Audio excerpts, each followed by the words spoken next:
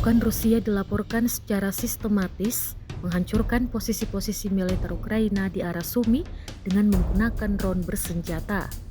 Dalam rekaman yang beredar di Telegram, Sabtu 2 Agustus 2025, terlihat sejumlah drone menjatuhkan granat ke dalam parit-parit pertahanan milik militer Ukraina. Ledakan demi ledakan menghantam tepat sasaran, membakar, dan menghancurkan posisi yang dihuni oleh tentara Ukraina. Serangan ini menunjukkan peningkatan penggunaan drone bersenjata oleh Rusia dalam menekan pertahanan Ukraina di sektor timur laut. Hingga saat ini belum ada informasi resmi dari pihak Ukraina terkait jumlah korban maupun kerusakan akibat serangan tersebut.